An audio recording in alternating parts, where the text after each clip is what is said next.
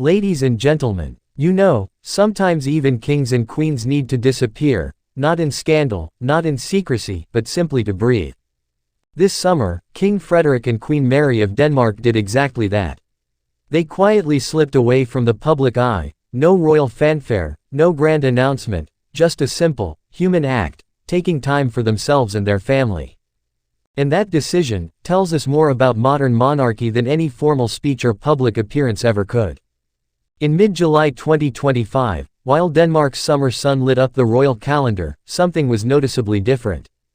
For a few weeks, the familiar faces of King Frederik and Queen Mary were missing from official engagements. Instead, behind palace walls, a simple statement appeared: the king and queen are on a private stay abroad. No schedule, no photos, no details. But the story quietly unfolded. They had traveled to one of the most cherished royal sanctuaries, Château de Caix, the Danish royal family's private residence in the rolling vineyards of southern France. It's a place full of history and peace, where the laughter of royal children has echoed for generations, where Danish summers blend with French sunshine. And there, far from the formality of Amalienborg Palace, King Frederik and Queen Mary found their moment of calm, joined by their younger children, enjoying long walks, shared meals, and family time that's nearly impossible in the public spotlight. Now, you might ask, why does this matter? Why does a quiet holiday make headlines? Because in the age of cameras, social media, and constant royal scrutiny, choosing silence, choosing privacy, is a statement in itself.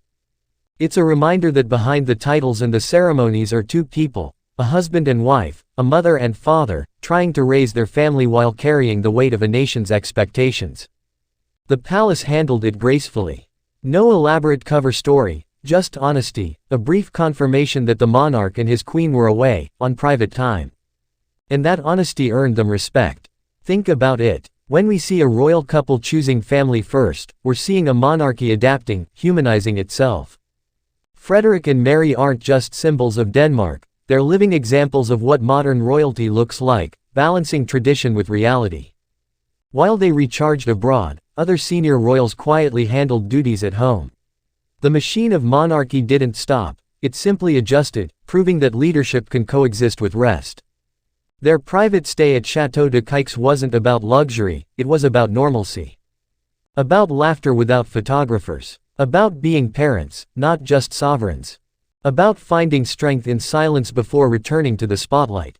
When they returned to Denmark later that July, it wasn't just the end of a holiday, it was a quiet statement of balance.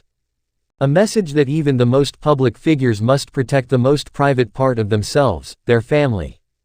So, as we watch King Frederik and Queen Mary step back into their royal duties, maybe we can take something from their example. Even in the grand halls of monarchy, rest is not retreat, it's renewal. Because sometimes, the greatest act of leadership isn't about being seen. It's about knowing when to step away, and come back stronger, together. Thanks for watching. Please like, share and subscribe my channel.